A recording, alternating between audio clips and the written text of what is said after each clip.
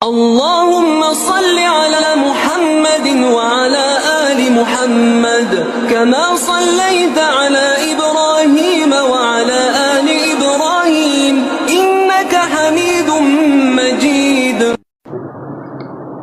نحمده ونصلي على رسوله الكريم. أما بعد، أن عمر بن الخطاب رضي الله تعالى عنه قال: حملت على فرش عتيق في سبيل الله فأضاعه صاحبه فظننت أنه بايعه برخص فسألت رسول الله صلى الله عليه وسلم عن ذلك فقال: لا تبتعه ولا تعد في صدقتك إلى آخر أو قال النبي صلى الله عليه وسلم.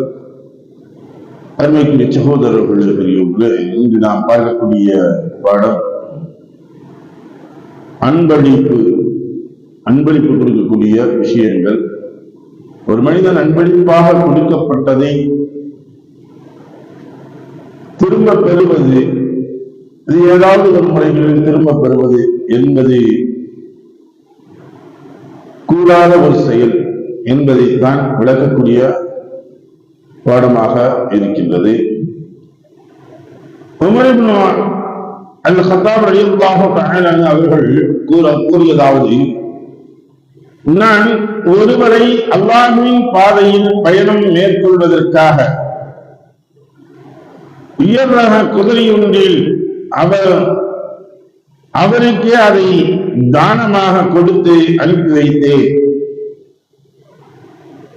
அந்த குதிரைக்காரர் அதை சரியாக பராமரிக்காமல் பாழாக்கி விட்டார்.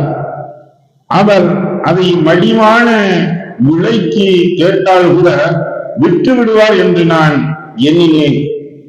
ஆகவே ரசூலுல்லாஹி ஸல்லல்லாஹு அலைஹி வஸல்லம் அவர்களிடம் அது குறித்து கேட்டேன். அதற்கு ரசூலுல்லாஹி ஸல்லல்லாஹு அலைஹி வஸல்லம் அவர்கள் அதை விலைக்கு வாங்காதீர், உமது தானத்தை திரும்ப பெறாதீர். தனது தானத்தை திரும்ப பெறுபவன் நாய்க்கு நிகரானவனா ஆவான். தான் எடுத்த வாந்தியை தானே தின்கின்றது நாய் என்பதாக ரசூலுல்லாஹி ஸல்லல்லாஹு அலைஹி வஸல்லம் அவர்கள் கூறினார்கள். இந்த இடங்களில் சதகாக்களை சொல்லப்பட்டிருக்கின்றது. சதகா என்று சொன்னால் அது தான் விரும்பி கொடுக்கக்கூடிய ஒரு பொருளாக இருக்கின்றது. ஹிபத் என்று சொல்லக்கூடிய சமயத்தில் அன்பளிப்பு என்பது சொல்வார்கள். எந்த ஒன்றாக இருந்தாலும் சரி, ஒரு நபருக்கு நாம் ஒன்றை கொடுத்து விட்டால் அதை அவருக்கு கொடுத்துதான் ஆக நமக்கு தேவை அப்படின்னு சொல்லிட்டு காசு கொடுத்து கூட நம்ம அதை கூட வாங்கக்கூடாது. அதுதான் இந்த ஹதீஸ்கள் நம்மளுக்கு உணர்த்தி காட்டுகிறது. அந்த பொருளை இவர் வெளியே கொடுத்து வாங்கினாலும் சரி அல்லது வாங்காவிட்டாலும் சரி, திரும்ப கேட்டு வாங்கிறாரு. ஒரு சந்தையில இன்னைக்கு நிறைய நடக்கக்கூடிய விஷயங்கள் அதுதான். சகோதரர்களுக்கு மத்தியில, அண்ணன் தம்பிகளுக்கு மத்தியில, அல்லது தந்தை தன்னுடைய மகனுக்கு செய்யக்கூடியது, அல்லது மகன் தந்தைக்கு செய்திருக்கக்கூடியது ஒன்று சந்தோஷமாக இருக்கிற எல்லாத்தையும் கொடுப்பாங்க.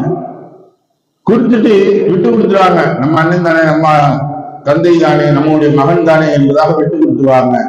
அதே சமயத்தில் இவர்களுக்கு கொஞ்சம் பிரச்சனைகள், ஏதாவது சட்டைகள் வரும்போது, நான் அதெல்லாம் உனக்கு செஞ்சில்ல, அதெல்லாம் கொடுத்துல, திரும்ப கொடு, நீ நானே வேணாங்கிற, என்னவே பிடிக்கிறாங்கிற, அப்புறம் எதுக்கு என் பொருள் திரும்ப கொடுத்து இப்படின்னு கேட்கிறது இருக்குது.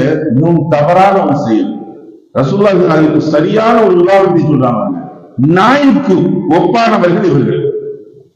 நாய் என்ன செய்யும்னா, கடைசியில வாங்கி சாப்பிட்டுக்கிறோம். சாப்பிட்டு முடிச்சவன என்ன செய்யும், அதுக்கு தேவையில்லாம கக்கிட்டு வச்சிடும், பழவே அதே வந்து சாப்பிடும். இந்த நாய் கக்கியதை மீண்டும் தின்றது போன்று இவர்கள் கொடுக்கக்கூடியது ஏதோ ஒரு எதிர்பார்ப்பை நம்பி கொடுக்கக்கூடியது இவர்கள் அன்பளிப்பாக கொடுக்கின்றார்கள் என்றால் இவர் நமக்கு கட்டுப்படணும், இவர் நமக்கு சொல்லு கேட்கணும், என் கைக்குள்ளே இருக்கணும் அப்படிங்கக்கூடிய ஒரு எண்ணத்தை வைத்து இவர்கள் செய்யக்கூடியது. இது அன்பளிப்பு அல்ல, இது அடிமைத்தனம் படுத்தக்கூடிய ஒன்று. அன்பளிப்பு என்பது எந்த ஒன்றையுமே எதிர்பார்க்க கூடாது, எந்த ஒன்றையுமே அவங்க நாம் செய்யக்கூடியது நாம் செய்கின்றோம் எனக்கூடிய எண்ணத்தில் செய்யக்கூடியது. எந்த ஒரு எதிர்பார்ப்பும் எந்த ஒரு அவர்களிடத்திலிருந்து பெறக்கூடியதோ இருக்கக்கூடாது. அதே பொருள் இவருக்கு தேவைப்பட்டால் கூட அதை இவர் விலை கொடுத்து வாங்கக்கூடாது, எனக்கு கொடுன்னு சொல்லி கேட்டு வாங்கக்கூடாது. இல்ல அவர் விற்கிறாரா அப்படின்னு வந்தா கூட அதை போய் கேட்டு நம்ம வாங்கக்கூடாது. அது எப்படி வாங்கிக்கலன்னா, இவர் வேற ஒருத்தவருக்கு வித்துட்டாரு, அந்த நபர்கள் மூன்றாவது நபர்கள் அவர்கள் விற்கின்றார்கள், அவர்கள்ட்ட இருந்து இவர் வாங்கிக்கலாம். நேரடியான யாருக்கு கொடுத்தோமோ கொடுத்தவர்கிட்ட இருந்து நாம் வாங்கக்கூடாது, அதான் தவறான. கொடுத்தவரிடம் இருந்து நேரடியாக நாம் வாங்கக்கூடாது. மூன்றாவது நபராக இரண்டாவது கைகள் மாறிவிட்டது, வேற ஒருவரிடம் சென்றுவிட்டது, அதை நாம் கேட்டு பெறுகின்றோம் என்றால் அது தவறல்ல, அது குற்றமாக ஆகாது. நேரடியாக இந்த நபர்களிடமிருந்து வாங்குவதுதான் குற்றம் என்பதாக சொல்லி காட்டக்கூடியதாக இருக்கின்றது. அதே சமயத்தில் ஒரு மனிதன் தன்னுடைய மகன்களுக்காக வேண்டி தானமாக உயிர் எழுதி வச்சிருந்தார். ஒரு இது சொல்வாரு, உயிர் எழுதி வச்சிருக்காரு. இந்த சமயத்துல கடைசி சமயத்துல இது என்ன ஆயிட்டாரு, இவர் பிரிச்சு கொடுக்கையில சரியான முறையில வரல. இப்ப மகன் சொல்றாரு, அப்பா உங்களுக்கு நான் தானமத்தை கொடுத்துருந்தேன், இப்ப இந்த சமயத்துல எல்லாத்தையும் நம்ம அண்ணன் தம்பி அக்கா தங்கச்சி எல்லாம் இருக்காங்க, எல்லாருக்கும் ஒரே மாதிரி நாம பிரிக்கணும். அப்ப உன்னுடைய அந்த சொத்தையும் கொஞ்சம் உனக்கு நான் கொடுத்த தானத்தையும் கொடுத்து வச்சிருந்தீங்கன்னா மொத்தமா பிரிச்சுக்கலாம் அப்படின்னு கூடிய லெவல வந்துச்சு அப்படின்னா அப்ப அந்த தானத்தை வாங்கணும். மகனிடம் இருந்து தாய் வாங்கி பெற்றோர்கள் வாங்கின்றார்கள் என்றால் அதை வாங்கிக் கொள்ளலாம், அது இதுல சேராது. இந்த இதுல இப்ப நாய் கட்டுமல் கூட ஆச்சு அந்த இது சொன்னாங்கன்னா அந்த ஹதீஸ் இந்த ஹதீஸ் அந்த அளவுக்கு கொடுத்தாரு. சொத்துக்கள் என்பது எல்லோருக்கும் சமமாக பிரிக்கக்கூடிய ஒன்று அந்த என்பதைத்தான் நமக்கு இந்த ஹதீஸுடைய விரிவுரையாளர்கள் நமக்கு உணர்த்தி காட்டுகின்றார்கள். எதை படித்தோமோ எதை கேட்டோமோ அதை உணர்ந்து புரிந்து நடக்கக்கூடிய நன்மக்களாக வல்லவங்களாக ஆக்கி தந்த அல்லுவானாக. வாக்கு தாவத் அல்ஹம்துலில்லாஹி ரப்பில் ஆலமீன். சுப்ஹானல்லாஹி வபிஹம்திஹி சுப்ஹானக்கல்லாஹும்ம وبحمدك ونشهد ان لا اله الا انت ونستغفرك ونتوب اليك. امين. سبحان ربك رب العزه عما يصفون وسلام على المرسلين والحمد لله رب العالمين.